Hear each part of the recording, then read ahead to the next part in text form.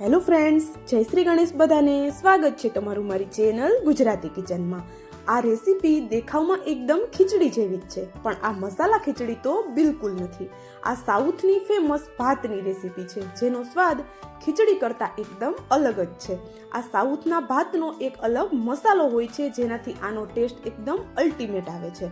તો એ મસાલો પણ આજે આપણે બનાવશું, અને મસાલો બનાવવાની દરેક વસ્તુ આપણા ઘરમાં જ રહેલી છે. તો આવી મસ્ત મજાની કડકડતી ઠંડીમાં ગરમા ગરમ જો આવું કંઈક નવું મળી જાય તો નાના મોટા બધાને મજા પડી જાય. તો ખીચડી તો આપણે બહુ બનાવીને ખાધી, તો આજે ચાલો આપણે એક નવી રેસીપી ટ્રાય કરીએ. એના માટે મેં અહીંયા 1 કપ જેટલા ખીચડિયા ચોખા લીધા છે. તો જે લાંબી વેરાયટીના ચોખા આવે છે, ફ્લેવર વાળા ચોખા, એનો ઉપયોગ આપણે નથી કરવાનો. કોઈ પણ આવા જે ફ્લેવર વગરના ચોખા હોય છે એનો ઉપયોગ તમે કરી શકો છો, જેમ કે જીરાસા ચોખા, આ ખીચડિયા ચોખા, એવા કોઈ પણ ચોખા તમે લઈ શકો છો.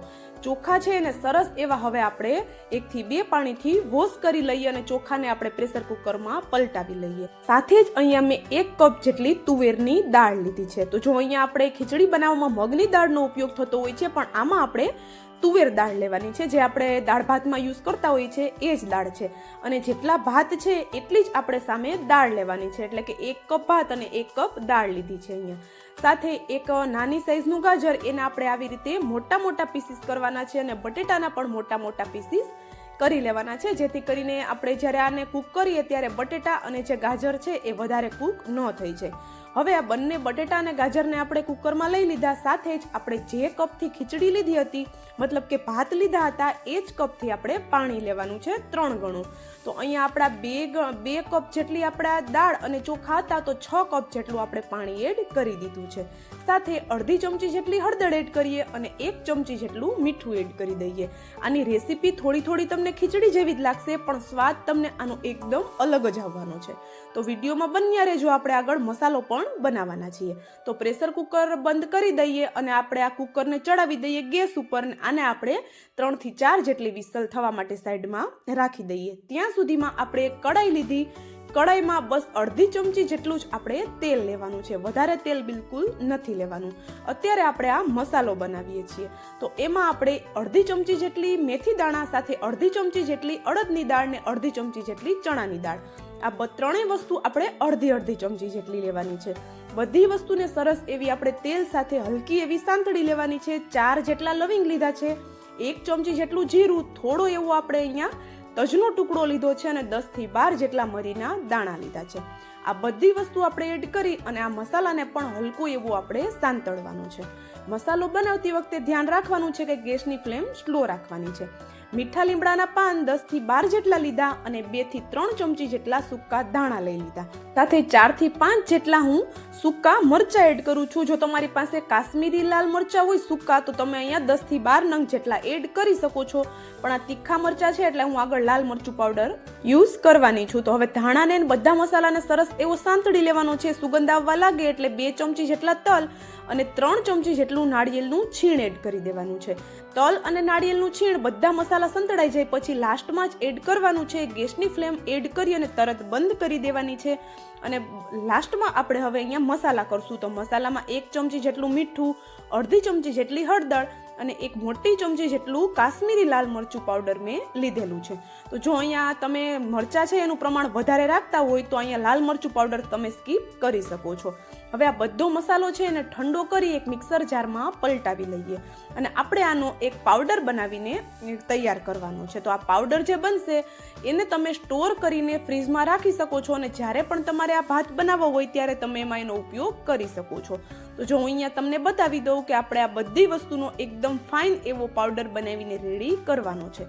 મસાલો બનાવવો ખૂબ સરળ છે, પણ ખીચડી કરતાં એક અલગ જ ટેસ્ટ તમને આમાં મળવાનો છે. તો ખીચડી ખાઈને આપણે કંટાળ્યા હોય, કંઈક અલગ ખાવું હોય, ઝટપટ બનાવવું હોય, તો આ ભાતની રેસીપી તમે ચોક્કસથી ટ્રાય કરી શકો છો. તો જો મસાલો છે આપણો રેડી થઈ ગયો છે, તો આટલા મસાલામાંથી આપણે 2 થી 3 વખત ભાત બનાવીને તૈયાર કરી શકીએ છીએ.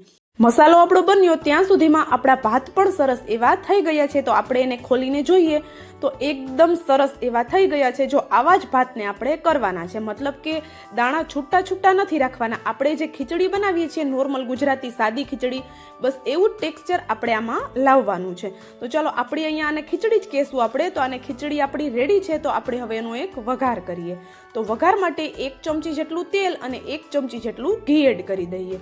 ઘી અને તેલ હલકું એવું થાય એટલે અડધી ચમચી જેટલી આપણે રાઈ એડ કરીએ, અડધી ચમચી જેટલી હિંગ અને 10 થી 12 જેટલા કાજુને આ રીતે 2 ભાગમાં મેં ડિવાઈડ કરી અને એડ કરેલા છે.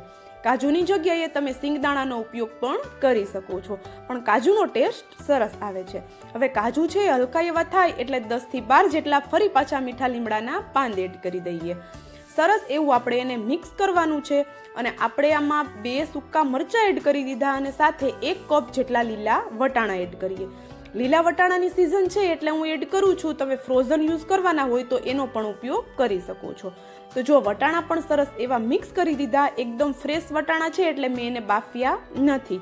હવે સાથે જ 1 મોટું કેપ્સિકમ આપણે એના મોટા મોટા ટુકડા કરીને એડ કરી દીધું અને સાથે જ 1 ટમેટું આપણે એડ કરી દીધું. કેપ્સિકમ નાનું હતું અને ટમેટું મોટું હતું.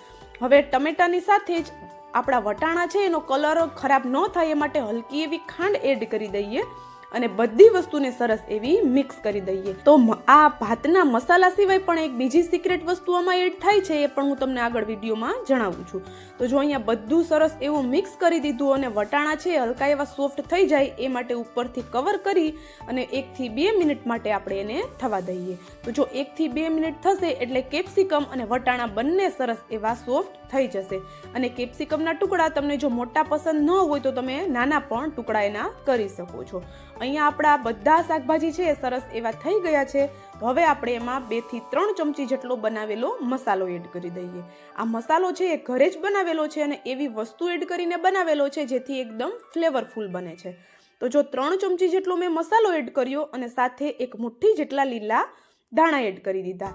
બધું સરસ એવું મેં મિક્સ કરી દીધું. અહીંયા થોડું ઓછું લાગે છે મને લાલ મરચું પાવડર, તો હું ફરીથી કલર માટે અડધી ચમચી જેટલું કાશ્મીરી લાલ મરચું પાવડરનો ઉપયોગ કરું છું.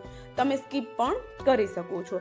હવે આ લાલ મરચું પાવડરની સાથે જ આપણે અહીંયા 1 નાની વાટકી જેટલું ગરમ પાણી એડ કરી દઈએ. પાણી આપણે ગરમ જ એડ કરવાનું છે. તો હવે પાણીને સરસ એવું આપણે બધી વસ્તુ સાથે મિક્સ કરી દઈએ અને થોડી વાર માટે આપણે એને ઉકળવા દઈએ.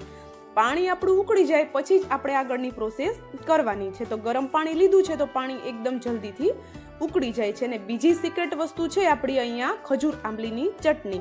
તો હું અહીંયા ખજૂર આંબલીની ચટણીનો ઉપયોગ કરું છું. ટ્રેડિશનલ આમાં જે આંબલીનો પલ્પ હોય છે એનો ઉપયોગ થાય છે. તો તમે આંબલીને પલાળી 1 લીંબુ જેટલી અને એ પલ્પનો ઉપયોગ કરી શકો છો, પણ મારી પાસે ખજૂર આંબલીની ચટણી હતી એટલે મેં એ એડ કરેલી છે. તો હું થોડો જ ગોળ એડ કરું છું. જો તમે આંબલીનો પલ્પ લેતા હોય તો તમારી રીતે તમારે અહીંયા અડધી ચમચીથી પોણી ચમચી જેટલો ગોળ એડ કરી દેવાનું છે. તો હવે આપણે આ બધી વસ્તુને સરસ એવી મિક્સ કરી દીધી અને ગ્રેવી આપણી ઉકળી ગઈ એટલે આપણે બનાવેલી ખીચડી એડ કરી દઈએ. અને હા, જો તમારે આંબલી કે આંબલીનો પલ્પ યુઝમાં ન લેવો હોય તો 1 ચમચી જેટલો આમચૂર પાવડર કે 1 મોટા લીંબુનો રસ પણ લઈ શકો છો, પણ એનાથી આનો ટેસ્ટ થોડો ચેન્જ થઈ જશે. તો ટ્રેડિશનલી આમાં આંબલીનું પાણી જ જાય છે, તો બને તો આપણે આંબલીનું પાણી જ લેવાનું છે આના એક ટ્રેડિશનલ સ્વાદ માટે. તો હવે આપણે આ બધી વસ્તુને સરસ એવી મિક્સ કરી દીધી. અને ટ્રેડિશનલ ઉપરથી યાદ આવ્યું કે મેં આ જે ભાત છે એમાં થોડો મારો ટચ પણ આપેલો છે, કારણ કે જે સાઉથ ઇન્ડિયામાં બને છે એમાં જે શાકભાજી યુઝ થાય છે ઘણા શાકભાજી આપણી સાઈડ મળતા પણ નથી.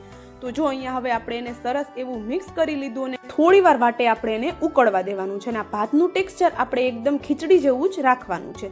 તો ગરમા ગરમ આપણા ભાત બનીને રેડી થઈ ગયા છે. તો ખીચડી તો આપણે દર વખત બનાવીએ જ છીએ. એકવાર આ ભાતની રેસીપી ચોક્કસથી ટ્રાય કરજો.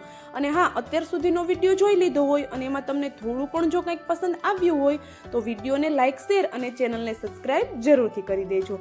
અને મને કોમેન્ટ કરીને પણ જરૂરથી જણાવજો કે તમને આ અલગ ખીચડીનો વિડીયો કેવો લાગ્યો. તો હવે મળશું આવા જ એક નવા વિડીયો સાથે. ત્યાં સુધી જય શ્રી ગણેશ બધાને, and thank you for watching.